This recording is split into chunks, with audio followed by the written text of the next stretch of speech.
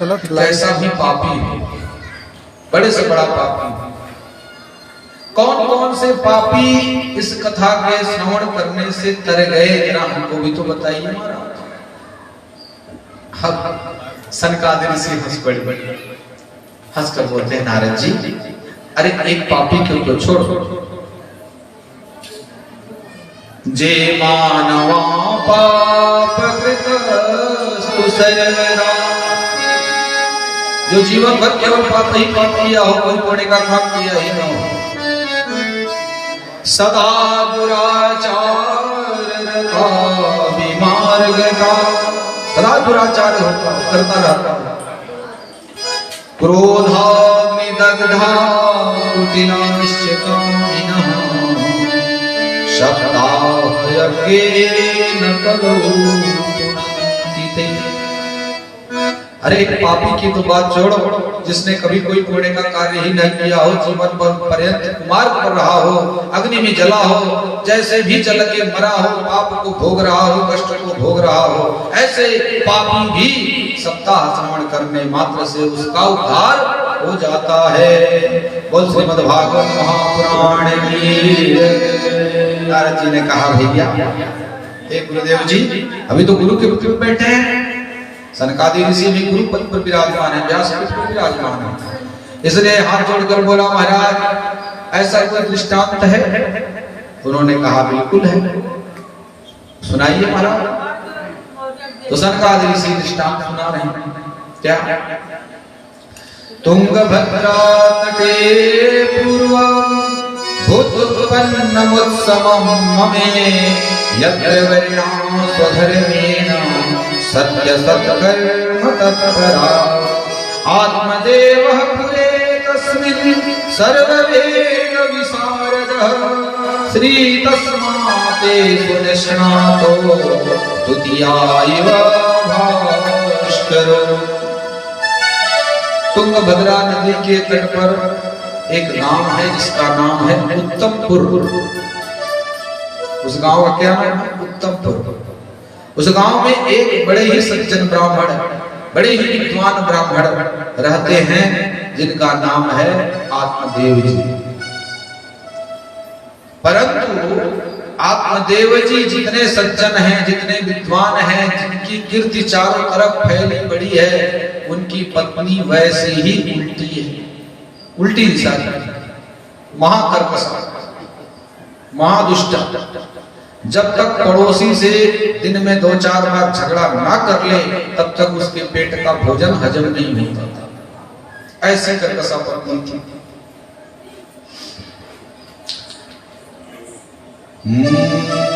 तो आत्मदेव जी सब कुछ इनके पास था, ज्ञान विद्या धन ऐश्वर्य कीर्ति सब कुछ था, परंतु दुख एक बात का था, इनके पास कोई पुत्र नहीं था। आत्मदेव जी सोच में पड़े,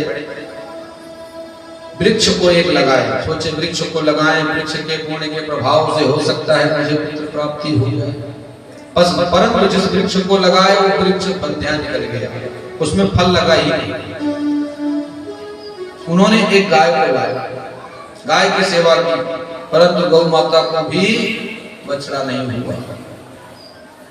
अब तो इन्होंने मन में सोच लिया कि जिस भी कार्य में मैं हाथ डालता हूं वो कार्य सफल होता नहीं है, इसलिए अब ये जीवन बेकार है। एक दिन बिना कुछ बताए जंगल की तरफ चले गए और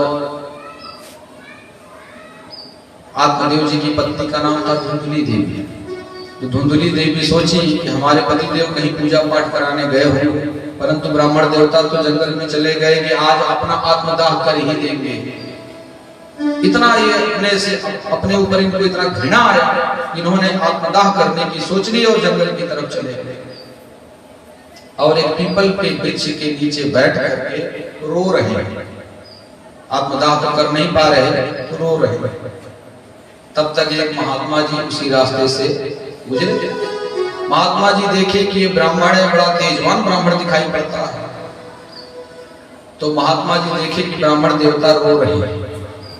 अब इस जंगल में कोई नहीं है, एकांत स्थान है, तो एकांत स्थान पर कोई रोता है तो संसार के लिए नहीं रोता, वो केवल अपने प्रभु के लिए रोता है। तो महात्मा जी तो समझे कि ये पंडित जी भगवान के लिए रो रहे हैं, अपने प्रभु के लिए रो रहे हैं, चलो इनसे मिल करके हम भी कृतार्थ हो जाएंगे। तो संत महाराज पहुंच गए,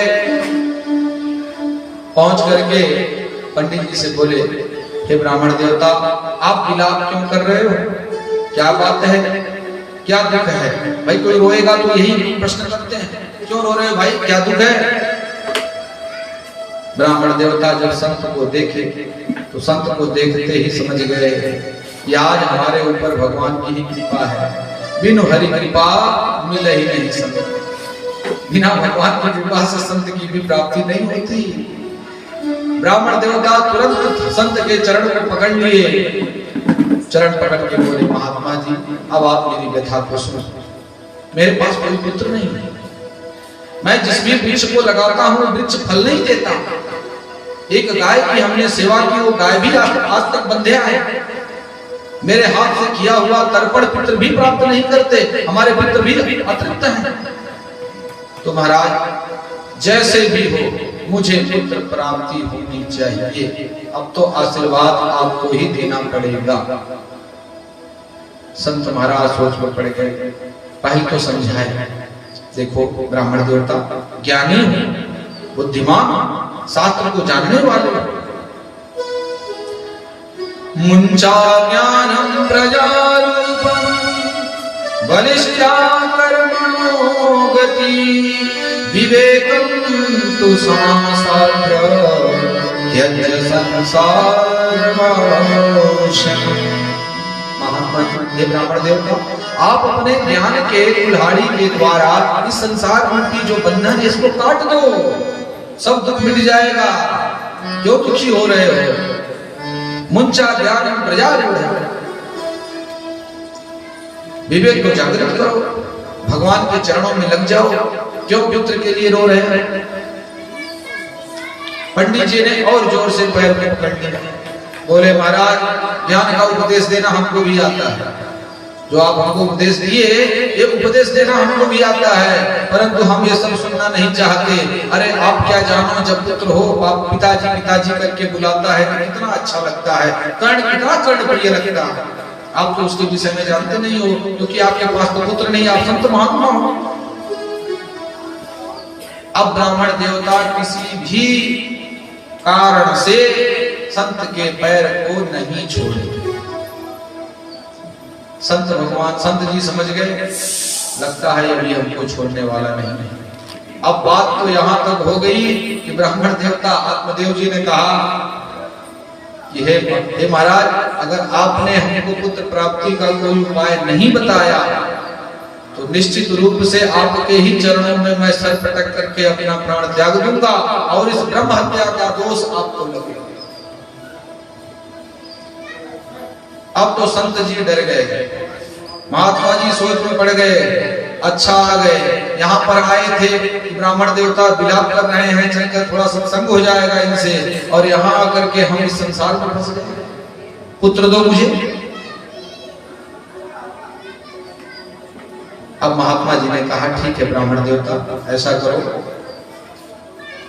झोली से एक फल को निकाल करके महात्मा आत्मदेव जी के हाथों में रख दिए और आत्मदेव जी से बोलिए कि जाओ, भगवान की इच्छा अगर होगी, भगवान ने चाहा तो आपको पुत्र अवश्य प्राप्त होगा।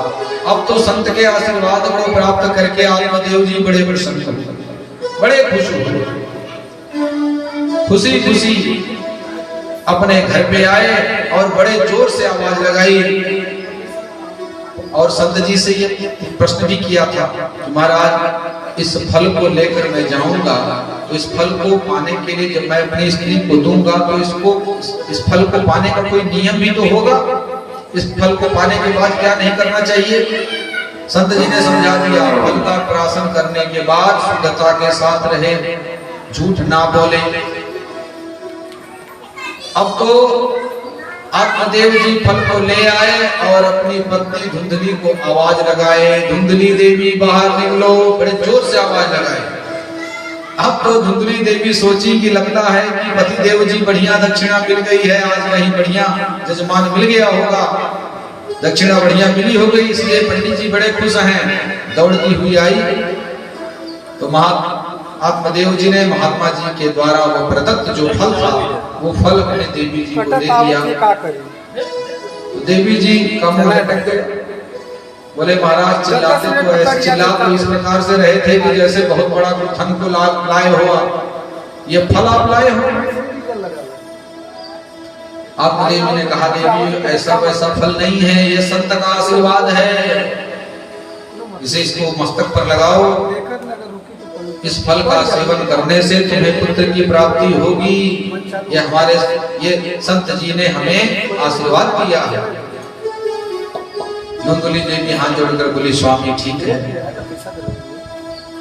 अभी मैं स्नान नहीं की हूँ, अभी मैं स्नान कर लूंगी, पूजा कर लूंगी, इसके बाद इस फल को भक्षण कर जाऊंगी। अब आत्मदेव जी बोले देवी ठीक है, और आत्मदेव जी का मन इतना प्रसन्न था कि वो गांव में चले गए, बोले घबराओ नहीं, 9 महीने के बाद मेरे यहाँ भी संतान होगी, चिंता न। खुशी बांट रहे हैं गांव में घूम घूम करके आत्मदेव जी। इधर धुंधली देवी फल को रख करके सोच में पड़ गई, खाऊं कि न खाऊं, खाऊं कि न खाऊं, सोच में पड़ गई। तब तक एक पड़ोसन आ गई, पड़ोसन को देख करके धुंधली देवी बड़ी प्रसन्न हो, बोली आओ देवी बड़े ठीक समय पर आई हो, देखो हमारे स्वामी ने एक फल ला कर दिया है, न जाने किस महात्मा के द्वारा यह दिया हुआ फल है, और संत ने कहा कि इस फल को खाने से गर्भ हो जाएगा। अच्छा एक बात बताओ, एक आश्चर्य को देखो भैया, हमने एक आश्चर्य को देखा, क्या देखा? तरुणी प्रभुता ये कलयुग का बताया गया। नारद जी भैया को अपने बता रहे हैं कि कलयुग में ये क्या हमने देखा। तरुणी प्रभुता के है, जो जवान स्त्री घर में आती है जिसका विवाह सास और ससुर का फिर चलने वाला नहीं है, अब वही चलाएगी जो चलाएगी, नहीं तो फिर घर में कलह मचना तय है। और साला जो है, स्याल का बुद्धिदायक का जो साला होता है वो बुद्धि देने चला आता है, घर का बंटवारा करा देता है, तोड़ देता है।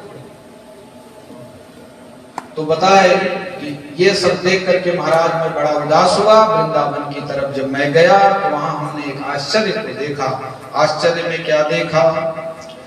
एव पश्चंताल दोषै पर्यटन नवनीमहं यमुनहं तटमापन्नो जत्र लीला हरेरभु। याद आई प्रभु की जिस बालुका, जमुना जी के जिस नव कोमल बालुका पर प्रभु ने अपने पद को रखा, चरणों को रखा, चल करके कम से कम उस रज को अपने मस्तक पर तो लगाए।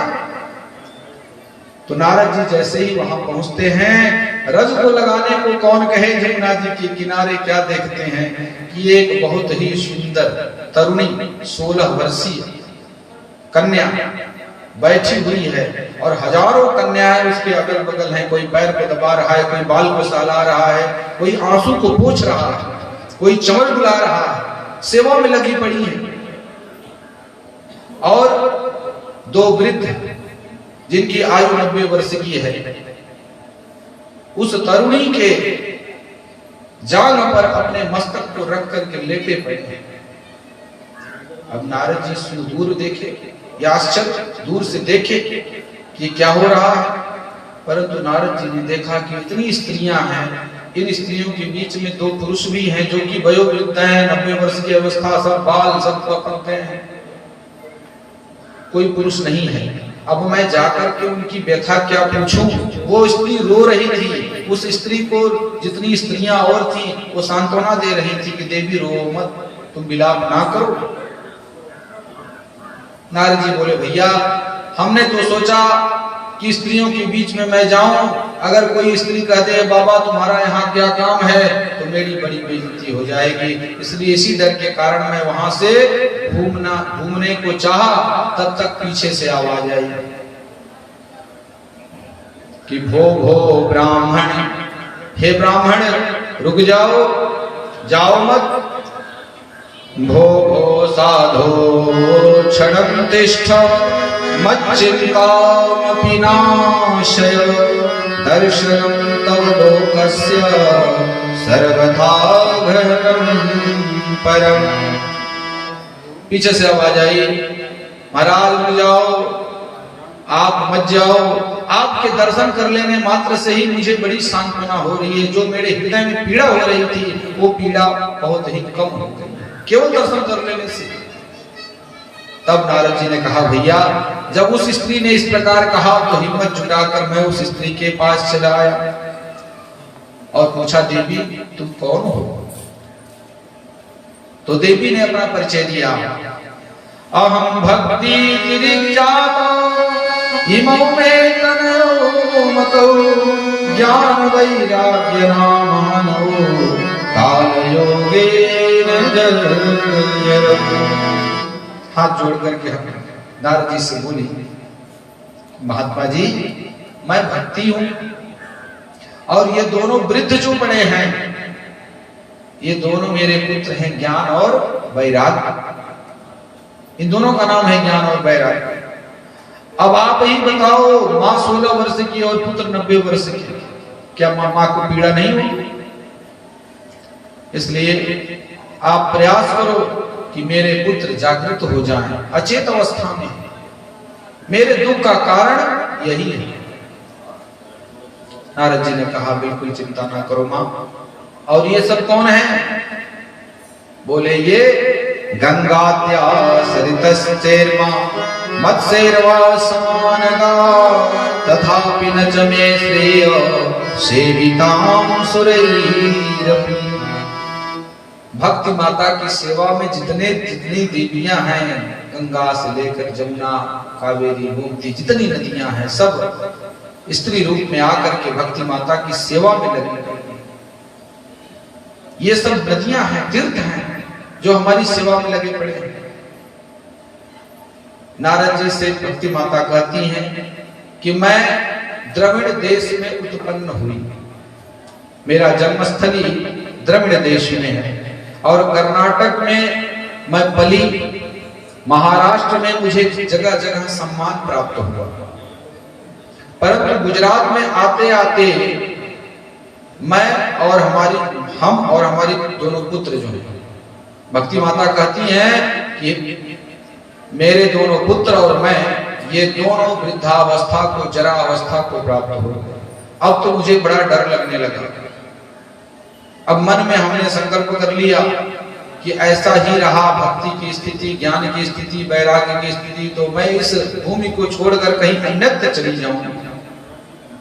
परंतु मुझे सहसा ध्यान आया कि भगवान श्री कृष्ण की माधुर्य भूमि है वृंदावन, चल करके मैं वहां देखती हूँ।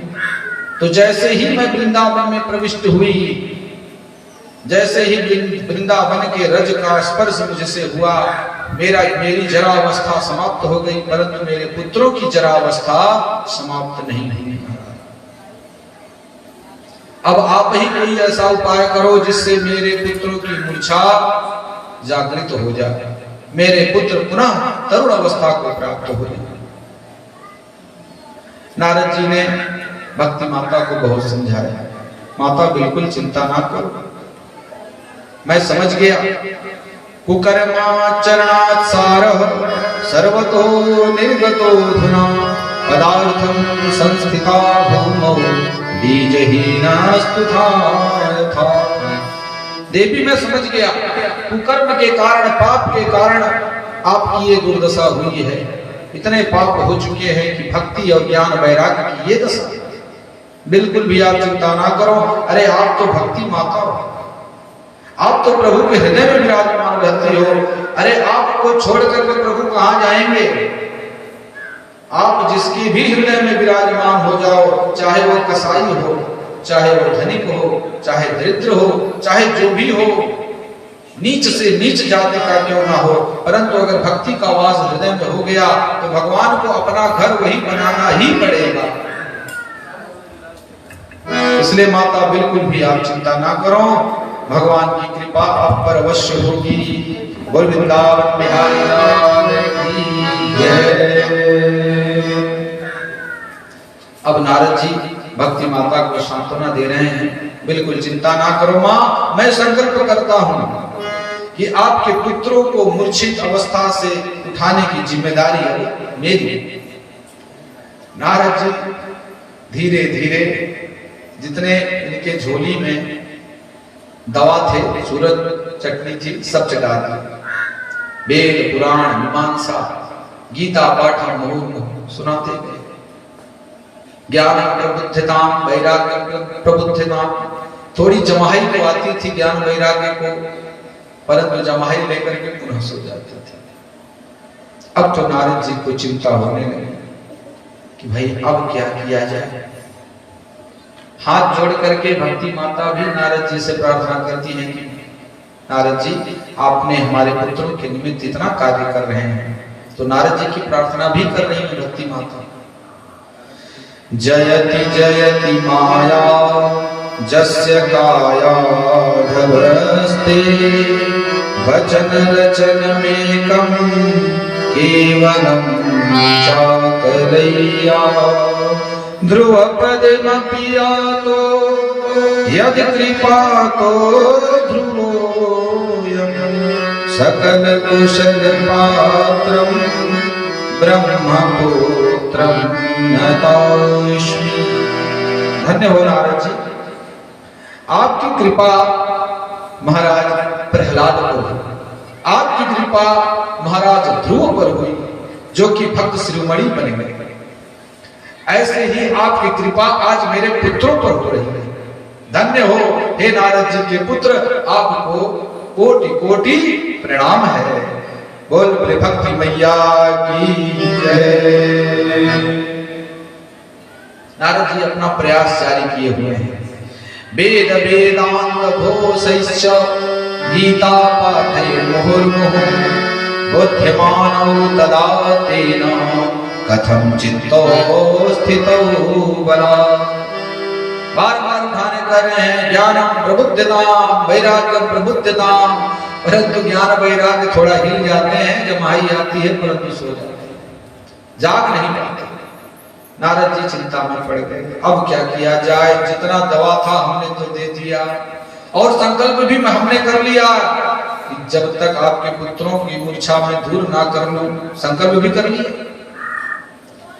नारद जी उद्यम कर रहे थे, देखिए हर व्यक्ति को उद्यम अवश्य करना चाहिए। बिना उद्यम किए उद्देश्य की प्राप्ति कभी नहीं हो सकती। उद्यम करेंगे तो वो भी आपकी सहायता अवश्य करेगा। तो उद्यम नारद जी कर रहे हैं, तब तक व्योमवाणी हो गई। व्योमवाणी तथैवा उन्मादिशति उद्यमः सफलस्तेयं भविष्यति न संशयः। व्योमवाणी होती है नारद जी, बिल्कुल चिंता ना करो, उद्यम करते रहो, आपको सफलता अवश्य मिल जाएगी। नारद जी बोले भैया उद्यम तो बड़े देर से कर रहे हैं, सफलता अभी भी नहीं मिली, कोई उपाय तो बताओ। आकाशवाणी ने कहा एतद्धर्म सत्कर्म सुरैर्त्वां समाचरन् तत्ते कर्मा विधास्यन्ति साधवः साधुभूषणा। उस व्योमवाणी ने क्या कहा, बोला नारद जी सत्कर्म करो।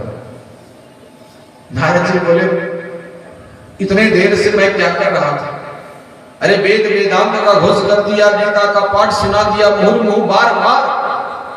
अरे ये सत्कर्म नहीं है तो फिर सत्कर्म की व्याख्या क्या हो सकती है, क्या मतलब है। व्योमवाणी ने कहा महाराज मैं ये नहीं बता सकता, किसी महात्मा संत महात्मा के पास जाओ, वही आपको सत्कर्म के विषय में बता सकता है कि सत्कर्म किसे कहते हैं। अब तो नारद जी वहां से चल पड़े। नारद जी सुन रखे थे कि जहां जहां सुनते थे कि बड़े बड़े विद्वान हैं, संत हैं, महात्मा हैं, तो नारद जी उसके पास जाते। नारद जी का एक ही प्रश्न होता कि सत्कर्म किसे कहते हैं। तो जितने विद्वान थे, अब वो देखे कि हमारे 1,500-2 हजार चेला हैं, बीच में हम कथा कर रहे हैं, कोई महात्मा अगर हमसे प्रश्न कर दे और उस प्रश्न का उत्तर हम न दे पाए तो चेला क्या समझेंगे। दूर से ही अपने चेला से कह देते जाओ महात्मा जी से बोल दो हमारा मौन व्रत चल रहा है। इस समय मौन व्रत में है, हम उत्तर नहीं दे पाएंगे। इस प्रकार से नारद जी जहां गए उनको उत्तर प्राप्ति नहीं हुई। नारद जी का मन खिन्न हो गया। कभी कभी ऐसा होता है कि बड़े डॉक्टर को देख करके छोटा डॉक्टर अगर जानता भी होगा तो उत्तर नहीं देता, जानते हुए भी। ऐसे ही नारद जी देवर्षि हैं, और जब ये जाते थे तो लोग देख करके समझ जाते थे कि इनके प्रश्न का उत्तर हम नहीं दे पाएंगे। तो इसी कारण से जानते हुए बहुत लोगों ने उत्तर नहीं दिया, हाथ जोड़ लेते थे, महाराज गलती है, क्षमा कर दीजिए।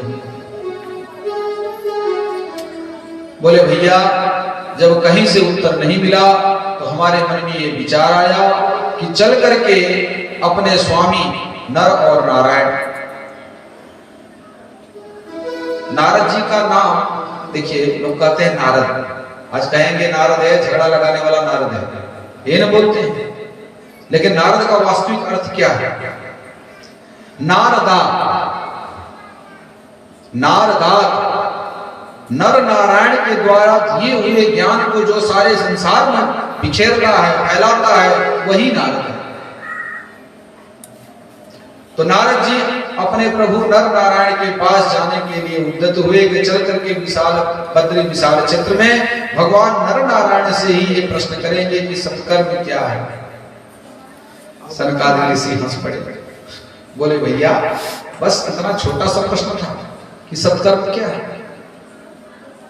अरे उनके पास जाने की क्या आवश्यकता है?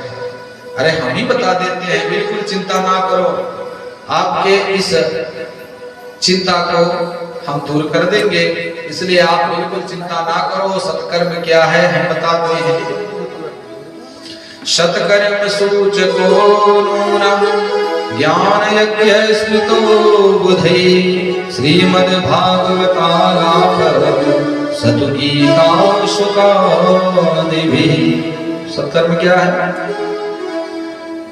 सत्कर्म सूचको नूनम, देखिए सत्कर्म के द्वारा, जिस सत्कर्म के द्वारा भक्ति, ज्ञान और वैराग्य इन तीनों का अभ्युदय हो जाए, प्राकट्य हो जाए, वही सबसे बड़ा सत्कर्म है। तो महाराज अभी तक आपने क्या किया? नारद जी ने कहा महाराज वेद वेदांत का घोष कर दिया, चारों वेदों को सुना डाला, गीता पाठ को सुना डाला, फिर भी कोई असर ना पड़ा। बोले भैया इसको सुनाने से कुछ होने वाला नहीं है। आप श्रीमद् भागवतालाप सतुगीता सुखादिभिः, सुखदेव जी जैसे ब्रह्मात्मा के द्वारा गाया हुआ ये ग्रंथ, इस कथा का आलाप जब होता है तब जाकर के भक्ति और ज्ञान वैराग्य तीनों पुष्ट हो जाते हैं। नारद जी को थोड़ा संशय हुआ, बोला भैया ये तो मैं भी जानता हूं, अरे हमको भी श्रीमद् भागवत की कथा हमारे पिता के द्वारा सुनने को प्राप्त हुई, ब्रह्मा जी ने नारद जी को दिया, ये तो हमको भी पता है, और ये भी पता है कि ये इसी वेद का ही एक फल है, वेद से ही निकला हुआ है। तो जब हमने वेदों को सुना डाला कोई प्रभाव ना पड़ा तो फिर इसका प्रभाव कैसे पड़ेगा? तो दृष्टांत के द्वारा सनकादिक ऋषि नारद जी को समझा रहे हैं कि भैया जो मिठास आम में होती है, पके हुए आम में, वो उसके छाल में, पत्ते में या जड़ में हो नहीं होगी। पेड़ तो वही है, उसी में फल लग रहा है, लेकिन वो पक करके जब मीठा होता है तो कितना स्वादिष्ट होता है। अरे दूध वही है, दूध से नाना प्रकार के व्यंजन बनाए जाते हैं, दूध से घी भी निकाला जाता है, तो क्या घी से दूध बन सकता? नहीं बन सकता। दृष्टांत जब दिए तब नारद जी को समझ में आया। क्या समझ में आया? निगम कल्पतरोर्गलितं फलम शुकमुखादरमृत द्रव संजुतम पिबत भागवतम रसमालयं मुहुर्हो रसिका भुवि भावुकाः। फलों का। निगम कहते हैं वेद को, निगम माने वेद। ये वेदों का पका पकाया फल है महाराज, और इस फल में ना छिलका है ना गुठली है, केवल रस ही रस भरा पड़ा है। तो किसी ने कहा महाराज ये फल मीठा होगा, इसकी क्या गारंटी है? बोले भैया जिस फल को सुग्गा चोंच लगा देता है वो फल निश्चित गारंटी है वो मीठा होगा। इसलिए सुखदेव जी जैसे परब्रह्म आत्मा इस फल को अपने चोंच से लगा चुके हैं, सुख मुखादि। इसलिए महाराज इसमें कोई संशय नहीं कि खट्टा होगा, तीखा होगा, ये बिल्कुल गारंटी है कि एकदम मीठा होगा ये फल। अच्छा महाराज अगर ये एक बार यही नीचे गिर गया तब तो ये फट जाएगा, रस सारा बिखर जाएगा। बोले बिल्कुल ना, ये शाखा प्रति शाखा ये फल आया, एक ही बार नहीं आया।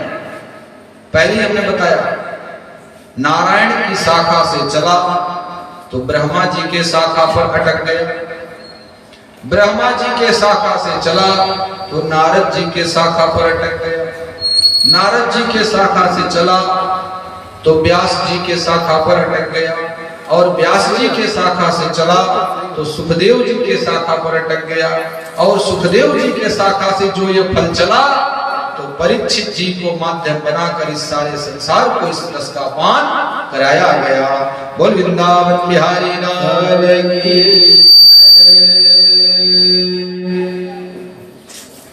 नारद जी ने हाथ जोड़कर सनकादिक ऋषियों से कहा भैया बड़ी कृपा आपकी होगी जो आप मुझे भगवान की इस माधुर्य की कथा सुना दें। सनकादिक ऋषि बोले भैया हम तो इसी तलाश में थे कि कोई मिल जाए जिसको हम ये कथा श्रवण करा पाए।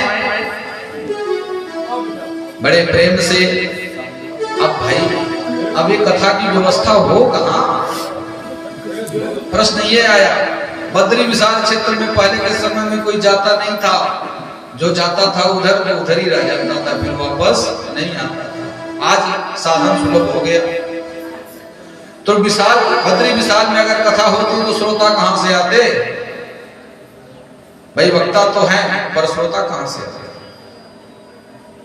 तब कहां कथा हो तो कथा का आयोजन किया गया हरिद्वार क्षेत्र में, नाम भी है हरिद्वार, हरि का द्वार। भाई अंधेरा, बाहर का अंधेरा और घर का अंधेरा दूर करना चाहते हैं तो देहली पर एक दीपक जलाकर रख दीजिए, बाहर का भी अंधेरा दूर होगा, अंदर का भी अंधेरा दूर होगा। जो बाहर और अंदर दोनों के अंधकार को दूर कर दे ऐसी पावन पुण्यमयी कथा है। बोल वृंदावन बिहारी लाल की जय। भाई कथा में चलते रहते हैं तो भजन थोड़ा हमारे में कम होता है, इसलिए कथा में एक चीज बहुत जल्दी आक्रमण करती है, उसका नाम है निद्रा देवी। ध्यान रखिएगा। भगवान रामचंद्र जी जब कुंभकर्ण का वध किए तो कुंभकर्ण की पत्नी निद्रा देवी आकर भगवान से बोली प्रभु आपने हमारे संसार को उजाड़ दिए तो हम भी आपके संसार को उजाड़ देंगे। बोले कैसे? कहे प्रभु जब आपके भक्त आपकी कथा का स्मरण करने बैठेंगे मैं उनके मस्तक पर सवार हो जाऊंगी, कथा का स्मरण ही नहीं करने दूंगी। इस तरह कोई भक्त आपके पास जाएगा ही नहीं, तो आपका संसार तो उजड़ जाएगा।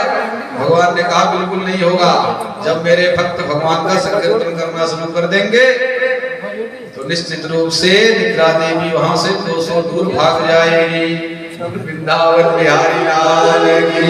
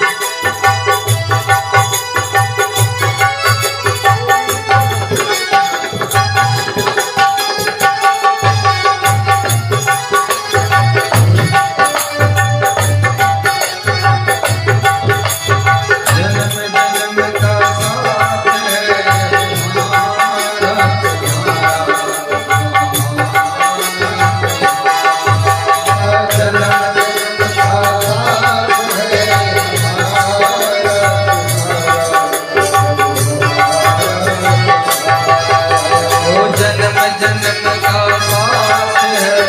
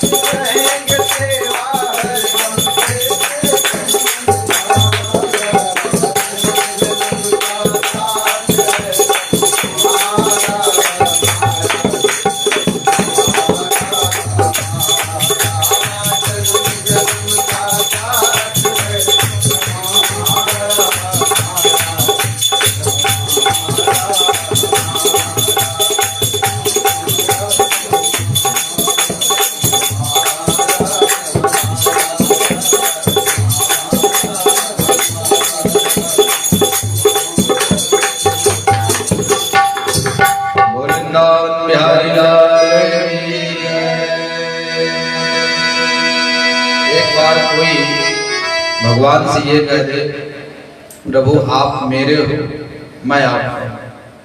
वस्तुतः यही सत्य है, कोई किसी का नहीं होता, न पुत्र न दारा न भ्राता, किसी को कोई नहीं है, न पुत्र है न भ्राता है न पत्नी है, कोई किसी का नहीं। सारे संबंध इस शरीर से जुड़े पड़े हैं।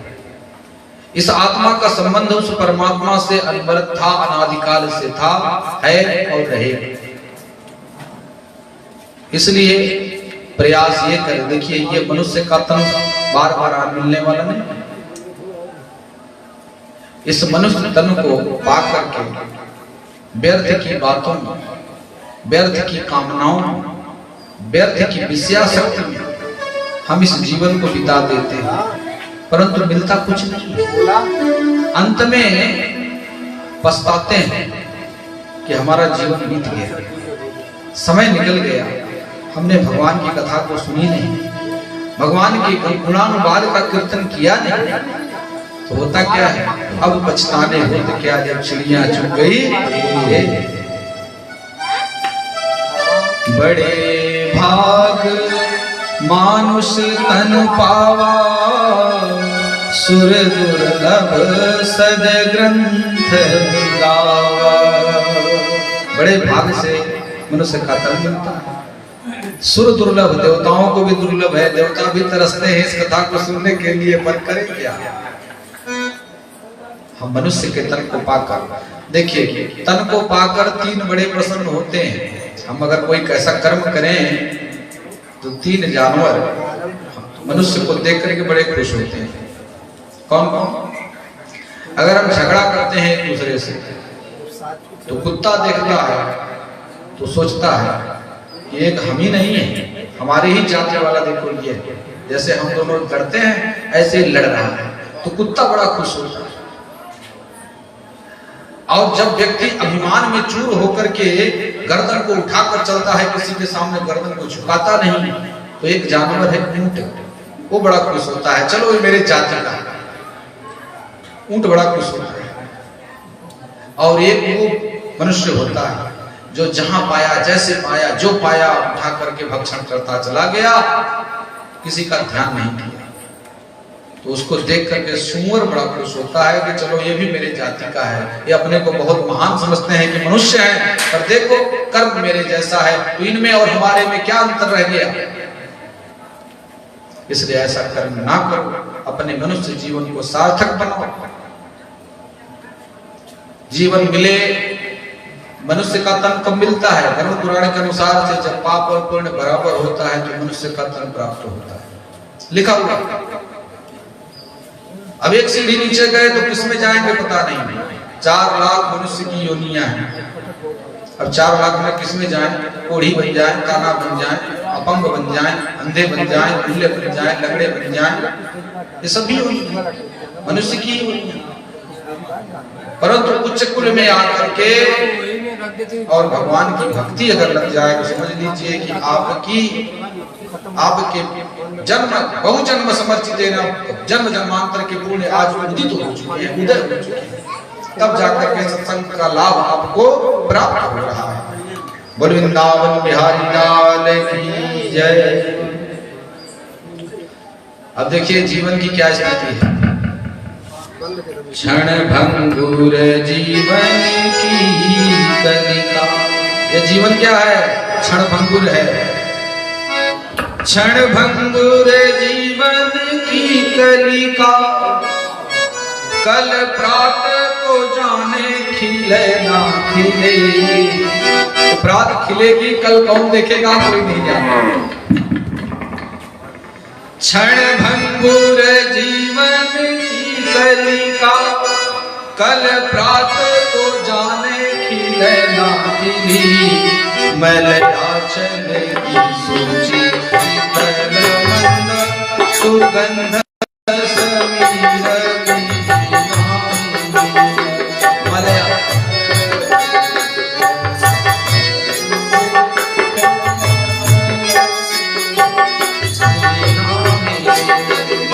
से चलने वाली सुंदर सुगंधित हवा भी आपको नसीब हो, प्राप्त हो, ये हो नहीं सकता।